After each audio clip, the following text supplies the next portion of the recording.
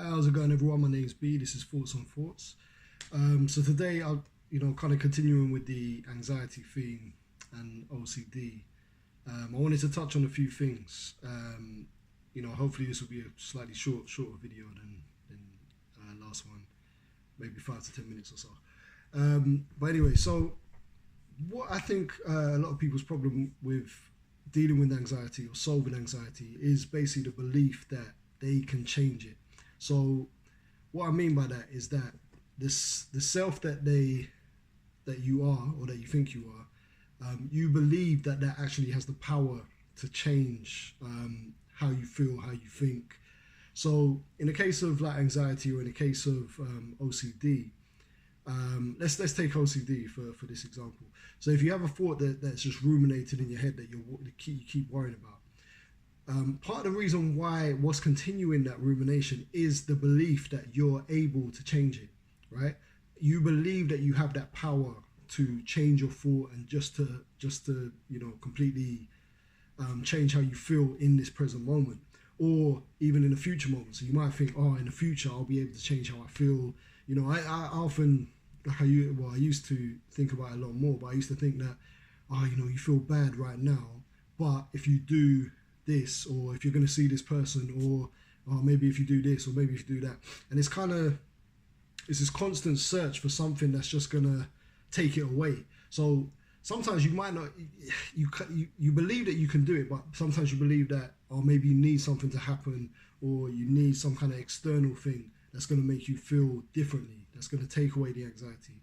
But ultimately, you believe that you have some kind of control over it, like you're in charge of it, so you can decide. And this is what keeps the rumination continuing, because with that belief, it means that you don't really give up hope. So a lot of the time with like Alcoholics Anonymous, they have something called a 12-step program, and one of the steps is to surrender to a greater power. So a lot of people take this as like a religious thing, and they think, oh no, what do you mean like surrender to a greater power? Like I'm not religious, I don't care about that. And if you actually break it down, if you actually think about it, what they're saying is that you don't actually have the power to stop this, whatever it is, this addiction. And obviously with OCD, that's an addiction in itself. So if you think about it, like, we don't actually have the power to do that, no more than you have the power to, mentally control your liver, or control your stomach, or control your, you can control movement, or it feels like you're controlling movement to a certain extent, but there's so much that your body does that you don't really have any control of. So it's like if all of a sudden you were like, I don't like what my liver's doing, for example, and you just started thinking like, I wish, one day I'm going to change how my liver, I just need to relax, and then my liver's going to relax, and blah, blah, blah.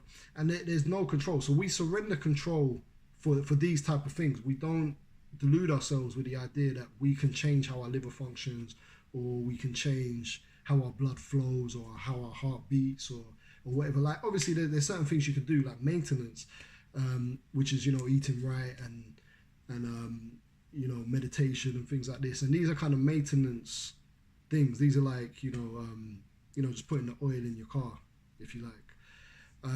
But it's not the power that we have in ourselves, like in our mind, to just decide, okay, cool, in this moment I'm going to do this.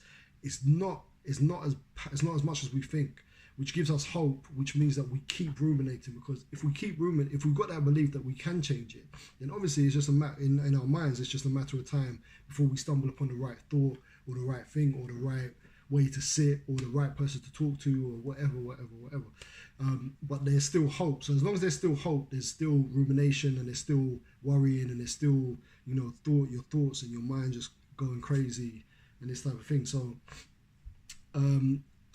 what I'm here to say in a way is that we need to give up hope, because we see, like I said, you might see your liver as not separate, but as surrendered to something greater than you. You don't feel that you're in control of your liver, for example.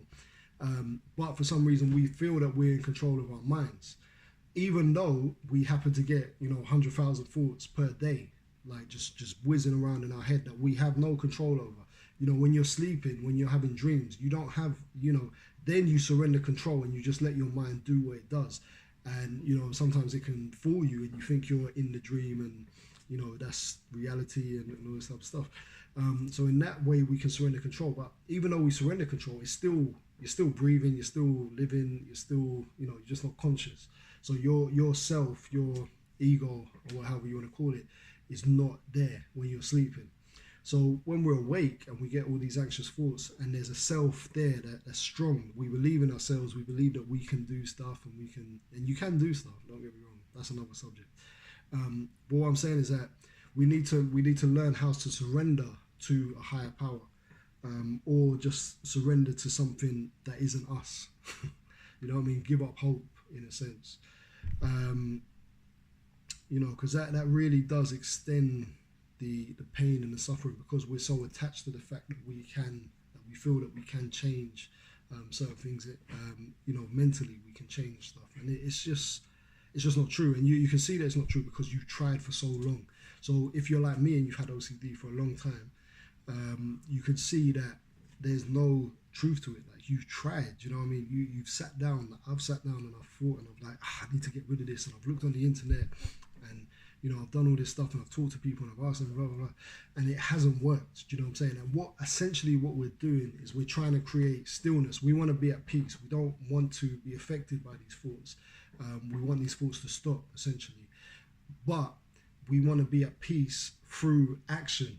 So you can't create peace from action. You can't have a sense of peace if you're constantly, I need peace, I need peace, I need peace. Because this in the moment where I'm searching, I need peace, that is not peaceful. You know what I'm saying? So there has to be a surrendering, there has to be a giving power away, like giving, or not even giving power away, but giving the illusion of power, like giving up on the illusion of power that we think we have over our thoughts. And that this message is essential. It's really essential to overcoming this thing, because as long as you think you're all powerful and you can make this change, you know, just by thinking, it's not going to happen for you. I'm sorry to say. And you have to really give up that power and sit within it. Do you know what I mean? So when you give up the power, it's like you accept that you're going to feel bad, that it's not going to feel great, you know, because you're not soothing yourself. You're not thinking things that help soothe you, and, you know, questioning things and all that, and you're just letting it be. You're letting the anxiety sit within you. And this is a very difficult thing to do, but it's so essential to get your head around it and to understand it. And yeah, so I mean, that's really the message: is stop, you know, kind of thinking that it's even possible that you could think your way out of it. It's impossible, because if you look at it, like, the problem is that you're having thoughts that you don't want, right? Or you're attaching yourself to thoughts that you don't want. So if you then think that, I need to do this to get rid of it, I need to do that to get rid of it, you're making that thought more real to you, because you're validating it. You're saying that, this thought is a problem, I need to sort it out, and I can sort it out. There's very strong beliefs that you have in each instance. So you believe all these things, and because of these beliefs, because you believe that it's real, because you believe that you can get rid of it, these are the real things that keep it going. And it's just a matter of, like, I know it's not easy, don't get me wrong, I really know it's not easy, but it is a matter of surrendering and saying that I can't do anything else. Like, there's nothing I can do. All I can do is just let the thoughts be there. I can surrender to something greater. Hopefully that will sort it out.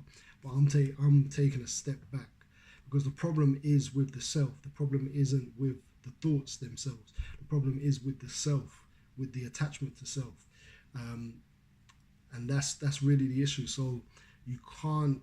There's no way that you'll sort out a problem if you believe in it, number one, and if you believe that you can get rid of it through more thought. It can't happen. But anyway, that's it for now. Have a good day, weekend, week, year, everything. And yeah, man, just do your thing, man. I will be back soon.